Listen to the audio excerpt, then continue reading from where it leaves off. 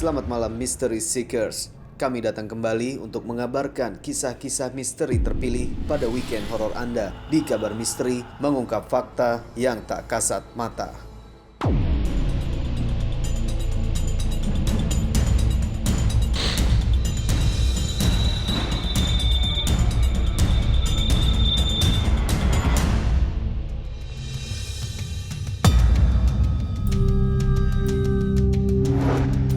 Misteri adalah kehidupan dalam bentuk dan dimensi lain yang tak kasat mata. Kami dalami berbagai fenomena serta kejadian di luar nalar untuk merangkai fakta menjadi sebuah kabar misteri.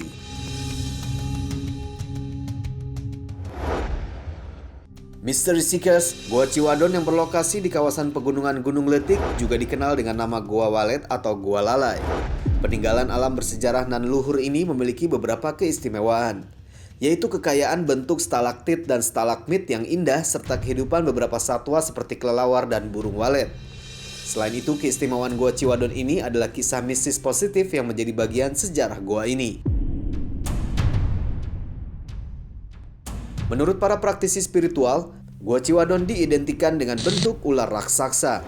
Konon menurut para praktisi spiritual, Gua Walet merupakan kerajaan besar Pajajaran yang diwarisi kepada salah seorang ratu yang kemudian dikenal dengan nama Putri Cindewadon.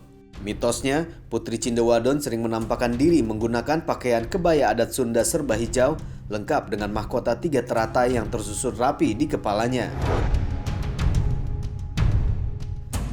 Mitos keberadaan Putri Cindewadon ini pun sudah diketahui banyak orang, sehingga tak sedikit orang dari berbagai kalangan melakukan ritual khusus untuk meminta hajat kesuksesan.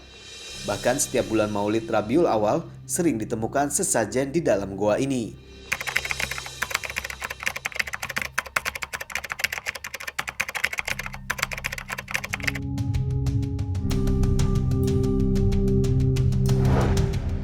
Dari tahun 74 dipertemukan gua ini, kata bapak, ya kan. Terus ya sampai kayak sekarangnya ya ini memang isinya kayak gini, tempat jarah, tempat orang isinya main gitu kan.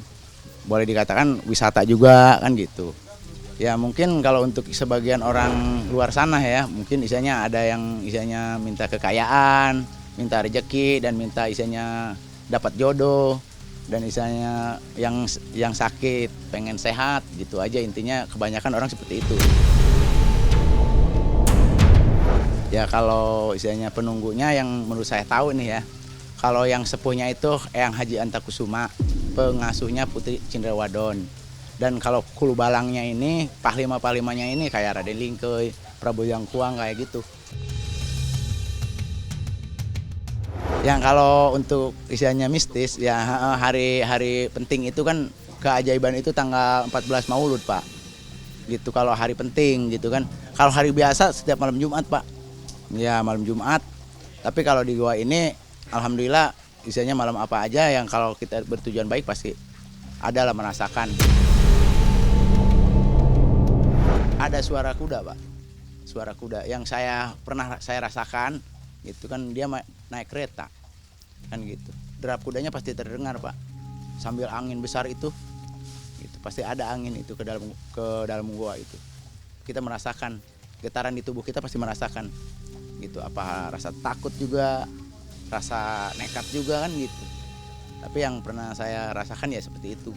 Kalau kejadian aneh mah, Pak, ini kan ada anak, berarti keponakan saya mah ya, jatuh itu dari atas gua yang pertama. Mungkin Bapak udah pernah tahu kan ada yang terang tuh di tengahan itu kan ada terang tuh dari atas. Ada dulu ponakan saya jatuh ke situ. Itu kalau untuk isinya kasat mata, pasti orang itu pasti mati lah. Ketinggian segitu, tapi keajaiban itu dibuktikan. Anak itu nggak sampai meninggal, sekarang juga masih sembuh sehat. Itu hampir 80 meter, can bawahnya runcing batu. Tapi dia kata anak itunya ada yang nyambut itulah Putri Cindewadon tersebut, dia digeletakin. Oh, kalau saya sih kalau seumpamanya kalau ada yang datang saya dipandu. Waktu itu ada kedatangan orang-orang Kerawang itu, artis-artis itu. Waktu itu saya antar, pas itu udah diantar saya keluar, pas itu kan ya cerita yang ada di dalam itu gitu. Katanya ada yang kayak apa gitu, kayak bidadari gitu. Pas itu saya tanya lagi, katanya ada lagi yang menemukan gitu kayak ular.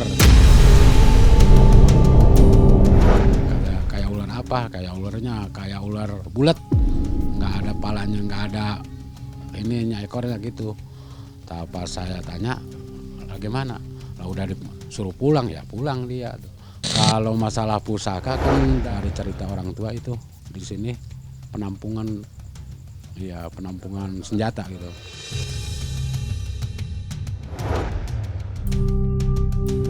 Mystery Seekers dari kawasan pusat ibu kota, jarak tempuh ke Gua Ciwadon hampir 50 km dan menempuh 1,5 jam perjalanan. Setibanya di desa Cibodas Jonggol, kami langsung disambut oleh tokoh-tokoh desa yang juga menjadi juru kunci Gua Ciwadon. Tim pun langsung mengambil gambar goa yang saat itu jam telah menunjukkan pukul 10 malam. Suasana jalan dari gapura hingga mulut goa gelap gulita dan cukup menyeramkan.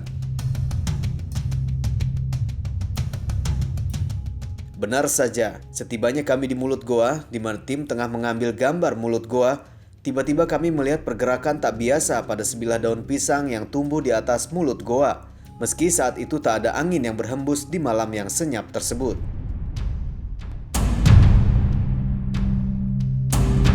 Entah apa yang menyebabkan daun pisang ini bergoyang seolah melambaikan tangan kepada kami. Fenomena ini sontak menegaskan keyakinan kami terhadap kemistisan Goa Ciwadon. Assalamualaikum warahmatullahi wabarakatuh. Ya hadum hadap, ya hadum roh, ya hadum gaib, ya hadum jasad. Hadir. Saya melihat ada sebuah sosok seperti kakek-kakek di sini.